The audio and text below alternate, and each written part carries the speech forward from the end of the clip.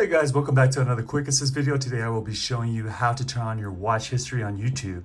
So you can go back and find the videos that you've watched before. Maybe you accidentally turned off YouTube and you want to get back. So this is all you have to do is go ahead and go into the YouTube app. Then we're going to go ahead and click on profile down here. From profile, all we have to do is then hit settings on top right here. And then from settings, we're going to go down and you're going to find manage history. So manage all history right here. It's loading right now. All right, so once we're in manage all history, you're gonna wanna make sure that this is turned on. So saving your YouTube history. I have it turned on right now, but you might have it off. And then in that case, you would push on. And then if you do wanna turn it off, you can. But then now, once you turn this on, you will be able to go back and whenever you're in your own profile page, so I'm scrolling down, and then if I'm in my own profile page, I can click that.